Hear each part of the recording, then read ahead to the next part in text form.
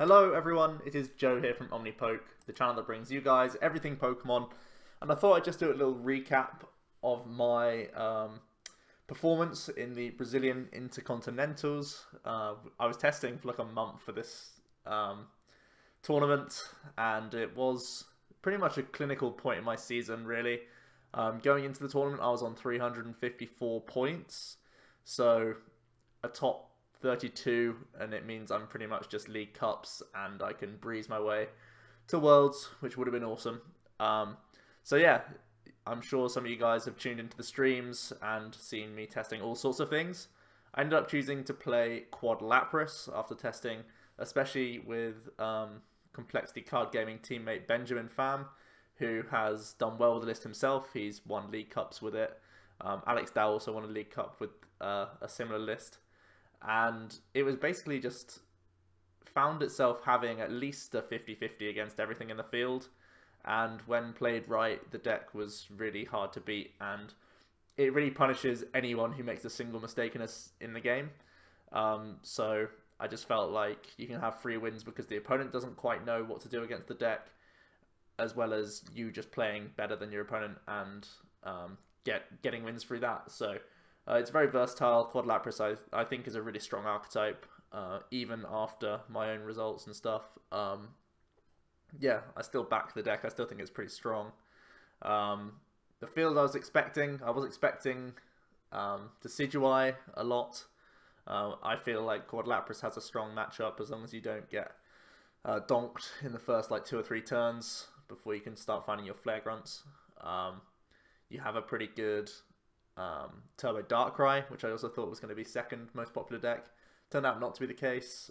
It was more things like Volcanion and Ray were the 2 second most played decks in Brazil. Where I again think they're no less than 50-50. Rayquaza is scary because they can just one-bang you, so you need to find your Bull Search and just find Pokemon in the opening turns. But if you can do that, you know, you can easily out-resource Rayquazas, I feel. Volk is one of the hardest matchups. I'm not playing Elixirs in here at all. Elixirs definitely improved the matchup, make it much more favourable. I chose to go full Disruption route, and for better or for worse, that's what I chose to do. Which does make the Volk less favourable, but I still, in my own testing, I was favoured against Volcanion, so I was pretty content with the matchups going into it. The other mainstream deck that you're kind of concerned about is Mega Mewtwo, but even then I feel you're pretty okay, and I thought Mega Mewtwo wasn't going to be hugely popular just based on metagame predictions and previous results that I'd seen from Brazil. So yeah, that's what I was expecting, and I thought Lapras was a decent pick because first of all, I didn't know how popular it was over there. Maybe they weren't even aware of the deck and what it did, some of the players, so I thought I could get wins just because people didn't know how to play against a list as disruptive as this for Lapras. Some people have seen Quad Lapras in some forms, maybe Carl Peters' early list, but maybe they're not playing around the same things that my deck has. So I thought I could have an element of surprise as well in the deck. Turned out that wasn't the case. Every player I knew against, every player I played against knew exactly what the list was trying to do. But yeah, I guess I'll just go into a mini report. Round 1, I come up against Mega Rayquaza, and both games I can only get out 1 bench Pokemon, so I lose in 2 turns, 2 games in a row, because he just cycles his deck and ruins me. My only supporters that I can play are Ends, because I have to try and find more basic Pokemon. Rayquaza is an easy matchup as long as you can get like 3 bench Pokemon. Or 3 Pokemon in play, because then you can just hammer Flare Grunt, replace Stadium, and then do that again. And even though they have things like Mega Turbo, it feels like it's hard for them to gather all those things at once to burst through you again. And with Fury Belt on top, they have to commit a full bench every time, so it is resource heavy. And of course you can Lysander to stall things. None of those game plans came into action because I lost in 2 turns twice in a row. So yeah, that was pretty sad. It was just it seemed like a pretty standard Ray build. It played puzzles, it played Volcanion for more likelihood of getting turn 1 donks and stuff, and yeah, that pretty much happened twice in a row. So straight away. I've played about 7 minutes of Pokemon and I'm already 1 round down and pretty sad. Going into round 2, this is just the most depressing thing. We both flip over Laprases. He goes first and nest balls, and I'm like, okay, cool. He's just going to do his normal thing. But he searches and he finds himself an Energy Keeper Carbink. And for those of you who don't know what Energy Keeper Carbink does, I'll get it up here. It basically just made me very sad. Basic energy attached to your basic Pokemon can't be discarded by effects of your opponent's attacks, abilities, or trainer cards. And obviously this is an energy denial deck, and in a mirror match, when I'm the one not able to get rid of the energy, and my opponent is still able to use their own Crushing Hammers and Flare Grunts, it's always going to end badly for me. I tried to promote Wobbuffet and fire some Crushing Hammers off, but it didn't really do enough. He played a lot more... Well, he played a lot more aggressive list. He played Manaphy, he played Elixirs, but he still had Flare Grunts in there and still had Crushing Hammers, so it was a lot more of a hybrid build. And yeah, just because he played Energy Keeper meant that I couldn't ever Lysander KO it because I never had enough energy on myself. And yeah, it was a really easy 2-0 for him. In one of the games, he went down to a 4-card deck because he was just Sycamore chaining. In the first game, I didn't reveal Handiwork. In game 2, I couldn't find Handiwork, but if I had got 2 heads, I could have won the game. But I just never drew into it, and I was collecting for a while as well, so I had high chance of hitting the Handiwork, not a high chance to hit 2 heads on Handiwork, but it never came down to that in the first place. So yeah, start the tournament 0-2, and starting to feel like Lapras was a pretty horrible play for the tournament, knowing that I pretty much need to win out now to get top 32. And yeah, even then it's just really unlikely. And I don't really feel for any fault of my own. I mean, just losing early against Ray before I can even set out my own game plan, and then just losing because someone has a tech card. Pretty unfortunate. I'm almost certain that no other Lapras player or many of the other Lapras players wouldn't be playing Energy Keeper. I was playing Energy Recycler in my list, thinking that I was the person teching for Mirror. Trading this out for a Super Rod, or trading a Super Rod out for this card, thinking that I get extra bonus in mirror matches, but Energy Keeper Carbink is the way that my opponent went for it, and it was much more devastating. I wouldn't play Energy Keeper in my list because I'm not playing Sycamores, Males, and extra ball cards, so a lot of the time you just sit with an 80 HP Pokemon and you just get donked too early, but his list made it work, so fair play. Round 3, I'm up against Dark Dragons, which is a really good matchup for this deck. I go first. My turn 1 is Skullgrunt, and I see 5 energy in his hand. So I take 2 Darks away, and then I VS Seeker it again the next turn and take 2 double Dragons out of his hand the following turn. He's dead drawing, and I can just Crushing Hammer, Flare Grunt, collect for ages, build up 2 Laprases, and then just start doing my damage. He scoops quite early. Game 1. In game 2, it's a very similar case that I'm Lysandering up his dragons, then I'm E-hammering away the energy as he starts to attach to it, stuff like that. Just a really easy matchup for the deck. So quite thankful that finally I get a win. So I go 1-2, then I face in round 4 Omega Gardevoir. I lose game 1 so ridiculously. I have a turn where he's got a... So I did the paralysis thing with Lapras, so he has a half damaged Mega Gardevoir in the active. He has 1 Mega Guardi on the bench with a single energy. And I cycle really hard. I double Puzzle straight off the bat and go for double Crushing Hammer. I get double Tails. Then I think I either Misties or I N to try and find another Crushing, which I do. Flip the 3rd Crushing Hammer for my turn, and that also gets Tails. So 12.5% chance of that happening. He was out of all of his Mega Turbos. If I'm able to do that, I'm just able to Swarm and take the board. As it happens, I can't, because I flipped 3 Tails all in 1 turn. I was saving them for this turn. Can't make it happen, so eventually he just has enough to get over me, which is really, really sad. I also flipped Double Tails on Handiworks as well, which could have, taken energy out of his deck so he couldn't attach more and stuff, but... just super unlucky to lose the first game. games 2 and 3 go how they should, and I just win. Mega Gardevoir shouldn't have the best time against Lapras because it's hard for them to keep getting enough damage to keep going. Even with, I think my opponent played 3 Mega Turbo. Even with that, I think the Energy Denial is too strong. If you can combine Flare Grunt and Crushing Hammer in the same turn, it's just too strong. Yeah, it didn't pan out in the first game because of really horrible luck, and in games 2 and 3 I was trying to play as quickly as possible. Fortunately, we did get there and take a win in round 4. Round 5 is Rayquaza. It was a Ray playing Puzzles, as well as Brock, as well as Double Super Rod. So it was really heavy on recovery cards. Again, it was a fire build. That seemed to be the most played build from what I could see in Brazil. Just the Volcanion EX fire variant. And yeah, I was able to take a double win there just by Lysandering stuff and then taking energy out of his hand with like Skull Grunts and stuff. It went pretty well for me. I feel like Rayquaza is a good matchup as soon as you get into the game. So then in round 6, I get fortunate again and face a decent matchup, which is Aquabox. This time not playing Energy Keeper Carvink.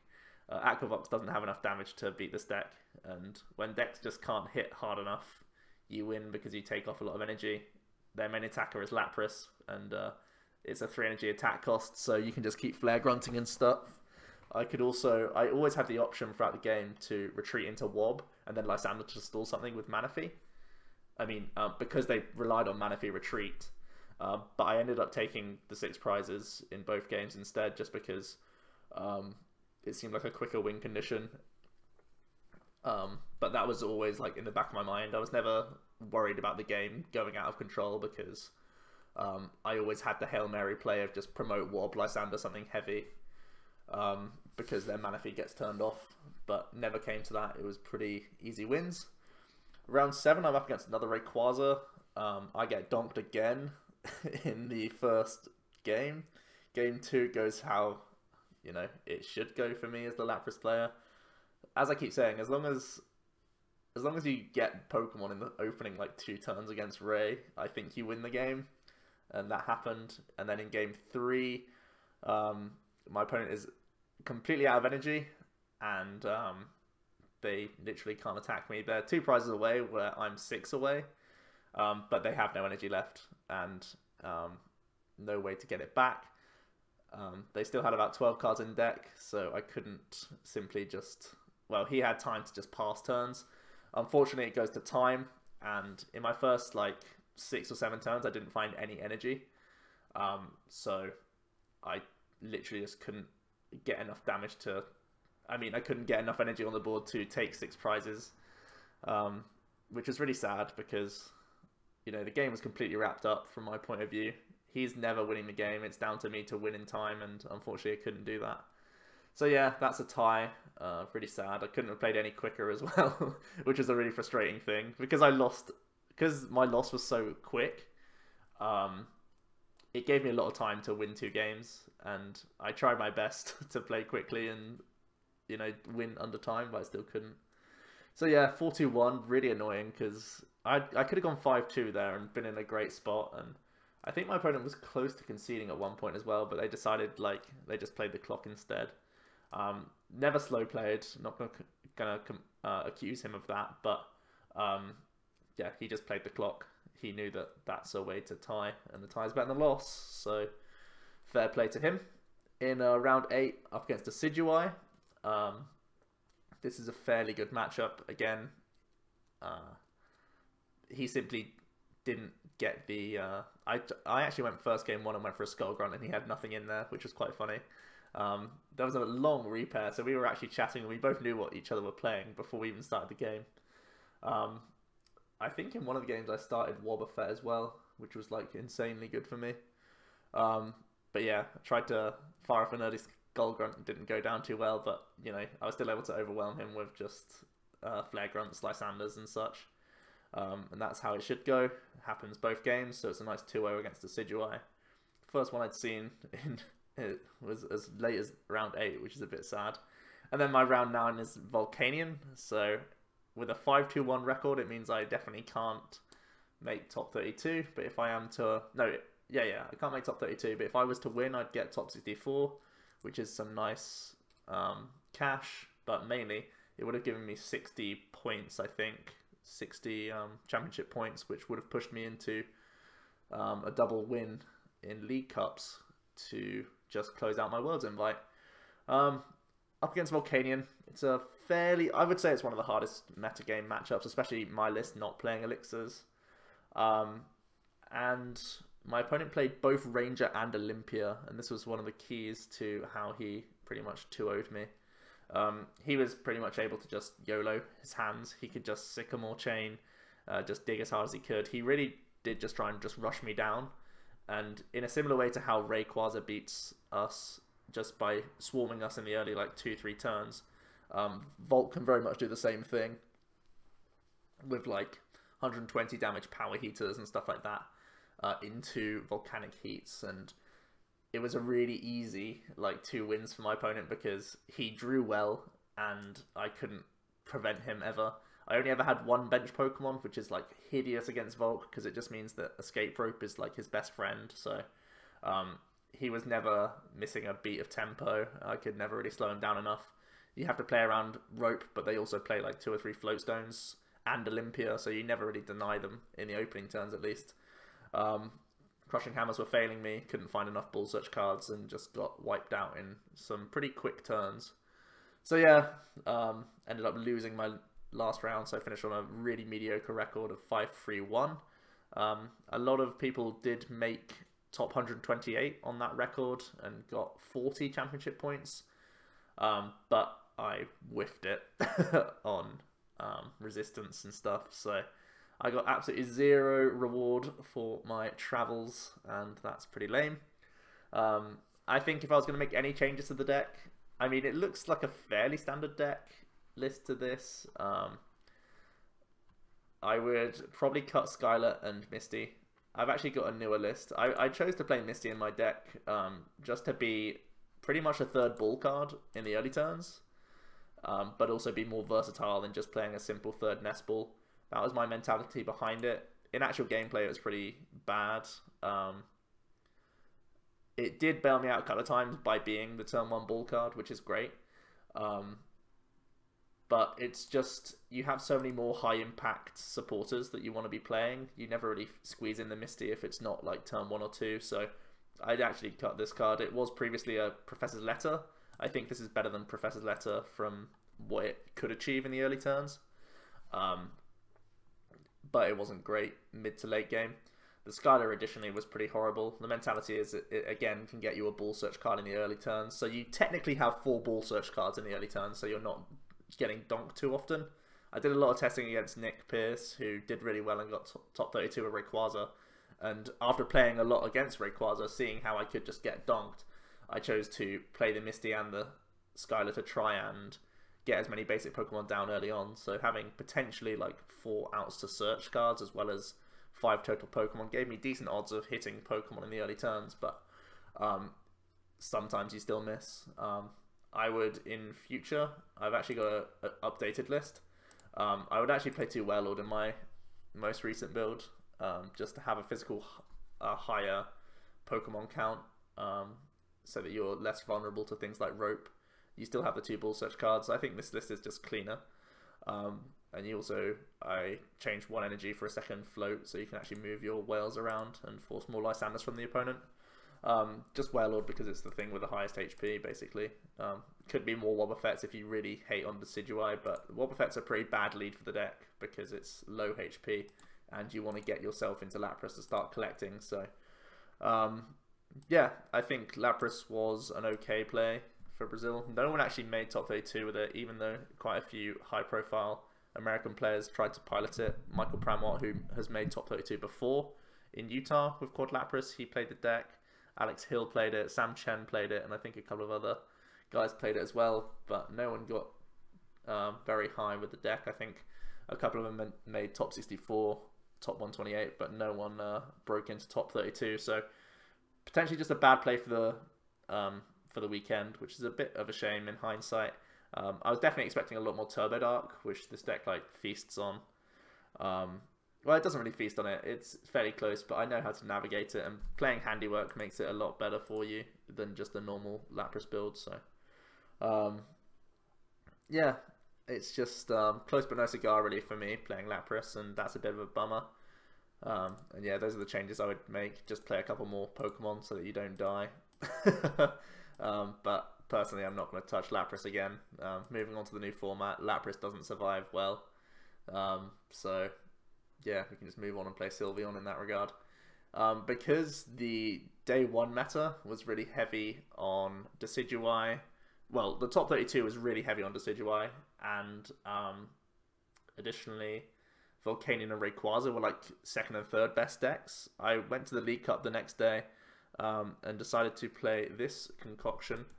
The Umbreon, Wobbuffet, Zoroark, Vespiquen deck that I chose to play. Quite a fun one. I was just going in with the mentality of I want to easy mode Decidueye, which is what you can do when you have Wobbuffet and Espeon. I found really well. Having the GX attack is really good for Espeon. You can make sure you're hitting the right targets. You can deal with Dartrixes early on before they become Decidueyes. You can put 100 on a Decidueye so you can Psychic it later for the 2-hit knockout. And obviously having Wobbuffet just slows them completely down so that you can get into the game, and Psybeam also can confuse things, which is great. Wanted to have the Zoroark, the thick line, because I was expecting Rayquaza. That's also why I played the Jolteon. Jolteon also helps you out against Yveltal if they're not playing Garb, but you know, most of them are really. Only played the 2-2 Vespiquen because I was scared of Lapras. Seeing as I played 2 day 1, I figured there was a decent chance that I would play 1 day 2. And yeah, I have a pretty low Pokemon line, so it was pretty much just a tech 2-2 count. This never really got powerful in my other matchups. It never became like the big 1-hit KO merchant that it normally is. It was literally just in there to try and counter Lapras, which otherwise this deck like folds to completely. Had the Vaporeon in to try and improve Volcanion as best as possible. The thick Zoroark helps against Volk as well, so this just seemed like a pretty decent play, and also we could pick up on any Mewtwo's because Mewtwo would have been a great pick for the weekend because of the amount of popularity Volk had, and if you had like at least double parallel, you would have had a good Rayquaza. So also trying to pick up on people trying to metagame cool and play Mewtwo, I chose to play Espeon as well.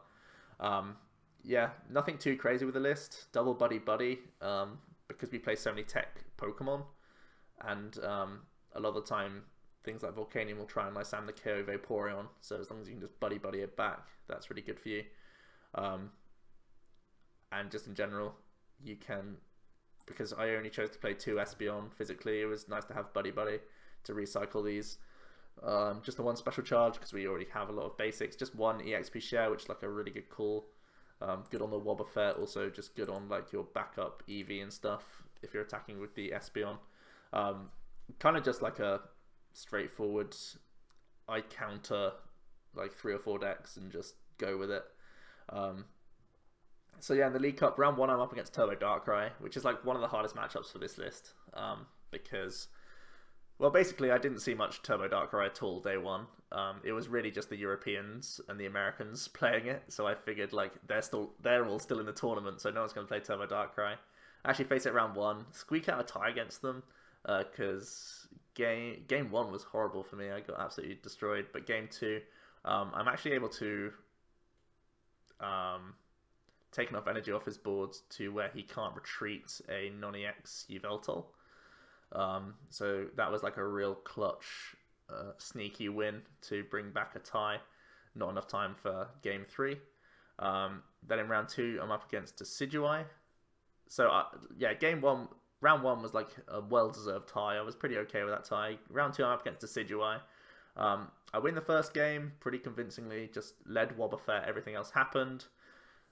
Game 2, I started Combee, and this is like obviously a horrible start. I was worried about getting donked. They didn't actually get the donk, and they did get the item lockdown though. My top deck for turn was Vespiquen, so I was able to instantly evolve thanks to Forest and try to Intelligence Gathering to get myself out of a hand, and like I kind of wheedled my way back into the game because Wobbuffet like kind of got me back into it, but I was always like scrabbling for stuff to do, and it was one of those things where I really should have just scooped. But the thing is, you can just beat the Decidueye so easily on clutch turns. Like, if I could just Wobbuffet Lysander and do that like twice, you can just win the game off that. But my opponent was able to just have enough to get over the line. He eventually sniped enough Wobbuffets to like KO them with like combinations of Lysanders and stuff. So yeah, I probably should have scooped game 2. Like, I thought as soon as I put the Combi down and that was my only starting Pokemon, I thought I would just scoop and just say game 3 straight away to give myself time. But because I top decked Vespiquen and got Intelligence Gathering and got bits and pieces going, I sort of got lured back into the game, and I was always like kind of behind, but I felt I could get into it, but never really turned out that way. And then no time for a game 3, which is a really annoying tie because I haven't lost against Decidueye playing Espeon Wob before, so that was really sad, and I guess that's where the 2-2 Vespiquen line sort of let me down. Round 3, so now I'm 0-0-2, 2 ties straight away, which is like not 2 losses like my first day, but still not great at all. Round 3, I'm up against Houndoom Mill. We're playing Vaporeon, so this is a really fairly easy matchup for us. Not too much to say really, just a pretty easy matchup. We've got Special Charge as well. They were getting some cheeky Skull Grunts and stuff, but never too much going on. So we take our first win in round 3. Round 4, I'm up against Decidueye. These 2 games go much more simply, where we just overpower them, go into Wobbuffet when we have to, GX attacks and all that good stuff. Zoroark is even a powerful attacker in the matchup because they have to bench so much with like Shamans and stuff, so it's never really too big of a problem, that matchup, I don't think, as long as you navigate it smart. So 2-0-2 now, after 2-0ing a Decidueye. Round 5 up against Quad Lapras, and I was really happy to see Quad Lapras because it justified the Vespiquen that was in the deck that would otherwise be like complete dead weight. Like throughout the whole day so far, it had been complete dead weight, and here it's like the king of the matchup. I just get both of them out in both games. It takes a while for me to actually ramp up enough damage because it's still a lot that you have to get through. 230 HP is still hefty. And when I'm only playing 22 Pokemon, it's not that easy to get them on the discard pile. I was trying to Psybeam to like confuse the Lapras, stop them from drawing cards and stuff, and that does help out for a while. But overall, yeah, Vespiquen just starts snowballing as soon as he gets... I get enough damage, really. I think in both games he takes like 3 or 4 prizes. Maybe in one of the games he even took as many as 5 prizes, but on the 5th prize it meant that I could just bring up my Vespiquen and KO. So it was actually hard to navigate even with the 2-2 Vespi because I didn't have enough discard in the deck. So maybe potentially the 2 Trainer's Mail could be subbed out for Acrobikes if you want to keep the Vespiquen. But I wouldn't counter this. I wouldn't like copy this deck. It's just a fun one, really. And then, so yeah, 3-0-2 by round 5, and I'm actually feeling pretty good. I feel like there's a lot of good matchups around me, starting to get back up to the higher end of the tables, where, you know, the Rayquazas and the Volcanions are, and these are the decks I've been trying to find all day. And unfortunately, my round 6 opponent is a Mega Gardevoir Xerneas list, and that's really horrible for me. In game 1, he Sycamores away one of his Despair Ray Guardies, so I go for double Zorua on the chance that he's playing just 1 Despair Ray, because that's pretty common with the Guardie lists. But no, he's playing 2 Despair Ray, and as soon as I see the second Despair Ray, it's basically over from there, because he goes for turn 2 Despair Ray, and then my Zoroark's terrible. I have to wait for ages for Vespiquen to do any sort of damage, but by then it's too late. Obviously, the Gardevoir 1 hits Espeon, so hideous matchup for me. So we end up losing that pretty easily, 2-0. And, yep, and then in round 7, I get pretty sad because I'm up against a second Gardevoir player. And there really weren't many in the tournament. There really weren't many. But I happened to hit 2 on the bounce, and suddenly my League Cup is over. I would have had to get a first or second to get points in the League Cup anyway, so I thought I was just taking a chance with the deck. I thought this could go deep if I hit the right matchups, so the fact that I just didn't hit the right matchups is kind of okay, because I probably would have come unstuck at some point anyway. It's just sad that after going like 0-2 or 0-0-2, brought it back to a cheeky like 3-0-2, feeling good. People actually looking at the list and being like, what is going on here? Why is this winning? And then back to reality, facing 2 Guardies and just getting stomped out of the tournament. So yeah, I decided to drop before round 8 because 3-2-2 is never getting anywhere close to the top 8. So yeah, this was a lot of fun until I hit 2 Guardies. Fun deck to play. I'm a huge fan of Espeon. I think it gets really good with Choice Band. The only worry, of course, is Garbodor, but if you can have enough techs, enough non-EX support, I think you can win that matchup anyway just by not evolving into Espeon and relying on other such attackers like Zoroark, by the way. So yeah, that was a little insight into Brazil. I know a few people were asking, but yeah, overall it's a sob story for me. End up with no more points than I had before, so it's been about 2 months now since I've got points, which is really sad for me.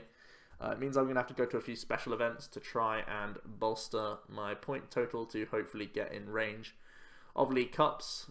This was still a brilliant experience though. 630 odd players in Brazil, the largest tournament I've ever competed in, and I think what I've learned from it is to try and just not make a meta call, just try and play the best deck in format next time. Should have just played the Decidueye Vileplume. I think it is by far and away the best deck in format, and it would have just been safe to play the deck. I know a lot of people would have played Decidueye and not done well with it, and there were some people playing Lapras here and there. There are bad decks. There are more people playing Wobbuffet. There are things to worry about, but I still think it would have been a much better call than just going all in with Lapras. Although I had done a lot of testing with it and a lot of wins as well. So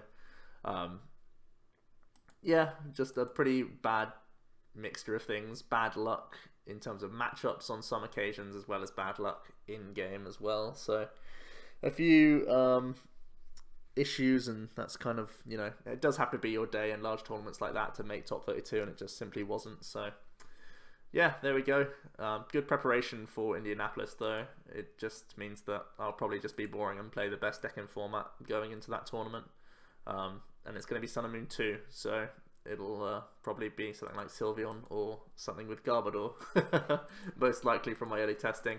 But yeah, that's just a little recap for those of you who are interested. Sorry it's not too upbeat, and I've had time to like compress it and stuff now, so I'm not too sad about it, as long as I can do well from special events and still get my invite. It has been hard trying to juggle commentary and getting a Worlds invite at the same time, and it's really just a sobering thought after getting no points in Malmo and no points in Brazil. Like a couple of months ago, I looked to be in great position to just charge on through and be really chilled about it, and now it's starting to get to squeaky bum time where I've only got like 2 tournaments left to get some points. So who knows, maybe I'll make it, maybe I won't, but yeah, I only do my best, of course, and hopefully we get there. But yeah, that's enough rambling on. We're going to be jumping into more Sun and Moon 2 decks, and we're going to be doing a big format video as well, like this weekend, so plenty more to come on the channel. Probably been a bit of a boring long video. I've just seemed to ramble on a lot, but yeah, hope you all enjoyed anyway, guys, and I'll be seeing you in another video. Cheers.